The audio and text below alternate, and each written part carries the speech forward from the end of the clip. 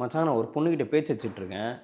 அந்த பொண்ணு கூட டெக்ஸ்ட் பண்ணலனா, அந்த பொண்ணு ஸ்டோரிய பார்க்கலன்னா, எனக்கு நாளே ஓட மாட்டேங்குது. இதுதான் லவ்வா? ஆக்சுவலாக இது லவ் கிடையாது.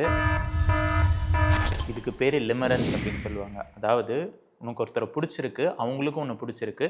கரெக்டாக ஒரு பவுண்டரி செட் பண்ணி 2 பேரும் லைஃப்பில் நடக்கிற நல்ல விஷயங்களோ கெட்ட விஷயங்களோ ஷேர் பண்ணிக்கிறீங்க அப்படின்னா, அதுக்கு ராங் டேர்மில் போகுது அப்படின்னா அதை லவ்னு சொல்லலாம். வேறஸ் இங்கே பார்த்தீங்கன்னா உன்னோட மொத்த ஹாப்பினஸ்ஸே நீ அந்த பர்சனை டிபெண்ட் பண்ணி இருக்கிற மாதிரி வச்சுருக்கிற.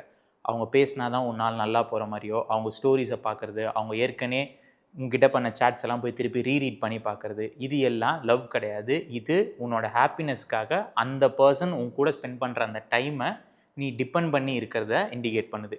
எப்போ உன்னோட ஹாப்பினஸை அவங்க உன் கூட ஸ்பெண்ட் பண்ணுற டைமோட மட்டும்தான் கிடைக்கும் அப்படின்னு நீ நம்புறியோ, அப்போ அது லவ் கிடையாது. அதுக்கு பேர் லிமரன்ஸ். லிட்டரலாக சொல்லணும்னா நீ உன்னோட ஹாப்பினஸ்க்காக அந்த பர்சன் கிட்ட அடிக்ட் ஆகிட்ட அப்படின்னு தான் அர்த்தமே தவிர இது லவ் கிடையாது.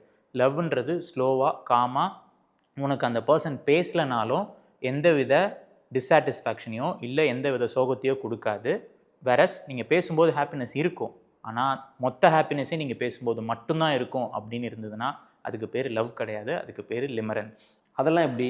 காலைல, மத்தியானம், நைட்டு எல்லா நேரமும் சாப்பிட்டியான்னு மெசேஜ் பண்ணுறா. இது லவ் தான். சரி, உன்கிட்ட பேசி பிரயோஜனம் இல்லை. ஒரு நாள் செமத்தியாக வாங்கிட்டு வருவேன், அப்போ உனக்கு புரியும். மச்சி நீ பேசிகிட்டு இருக்க கேப்லேயே இன்ஸ்டாகிராம் யூசர்னு காட்டுதுடா. பிளாக் ஆகிடுச்சுன்னு நினைக்கிறேன். தெரியாமல் கைப்பற்றிருக்கோம்.